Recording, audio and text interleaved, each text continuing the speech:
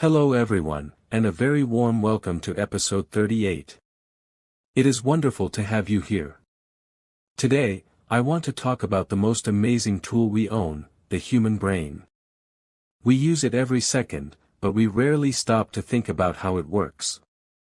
It is like a biological supercomputer, and it has some very surprising secrets. First, let's talk about how your brain changes. For a long time, people thought the brain stopped growing after we became adults. But that is not true. Your brain is flexible. Scientists call this neuroplasticity. Think of your brain like a garden. Every time you learn something new, like a new English word, you are planting a seed and building a new pathway. Your brain is constantly reorganizing itself to help you get better at what you do. This means you're never too old to learn. Your brain is always ready for a new challenge. But the brain is also a very busy place. Every day, we see, hear, and feel thousands of things. To stop us from feeling confused, the brain has to be a good editor. It uses selective attention to focus only on what is important. For example, when you are reading a book, your brain ignores the noise of the traffic outside. It filters out the distractions so you can stay focused. Without this filter, the world would be too loud and too fast to handle. And then, there is the world of dreams. This is perhaps the most mysterious part of our lives. Why do we dream? When we sleep, our body rests, but our brain stays very active. One popular theory is that dreaming is like a nightly cleanup. Your brain takes all the information from the day and tries to process it. It decides what to keep in your long-term memory and what to throw away. Some people even experience what we call lucid dreaming. This is when you become aware that you are dreaming while you are still asleep. It is a strange but fascinating state of mind where you can sometimes even control what happens in your dream. It shows us that the boundaries between reality and imagination are not always as clear as we think. But why do dreams feel so real? It is because the parts of the brain that process emotions and visuals are wide awake, while the logical part, the prefrontal cortex, is mostly asleep. This is why you don't ask questions when you see a flying elephant in your dream. Your logic center is simply offline. Dreams are a safe space for your brain to explore possibilities without any real consequences.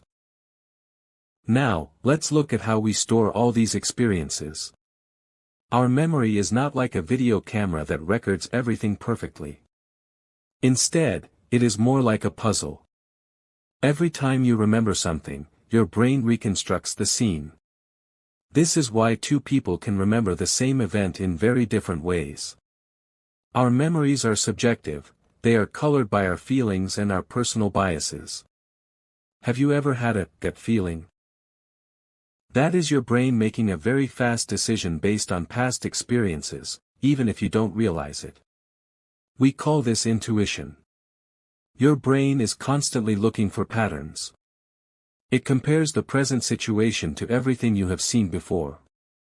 It is an efficient way to survive, but sometimes it can lead to mistakes. That is why we must balance our intuition with critical thinking.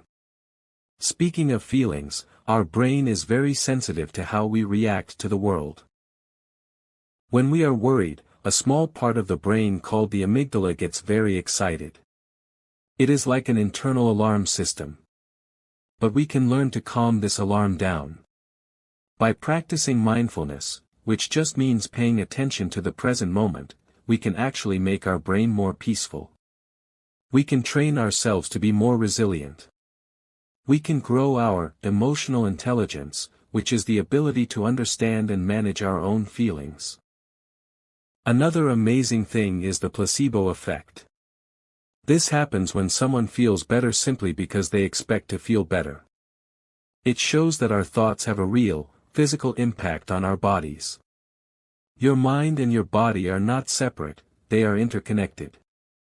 What you believe can actually change how you feel physically.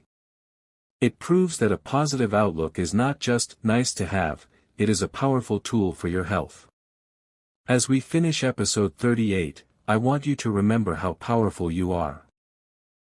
You have this incredible machine inside your head that is always working for you. It learns, it filters, it dreams, and it heals. Be kind to your mind. Give it enough sleep so it can refresh itself. Feed it with healthy food and, most importantly, feed it with new, exciting ideas. Your brain is the only organ that actually loves to work. The more you use it, the stronger it becomes. So keep practicing your English, keep asking questions, and never stop being curious about the world around you. Thank you for joining me for this reflection today. It is a pleasure to explore these wonders with you. I am Professor Wolfizzle.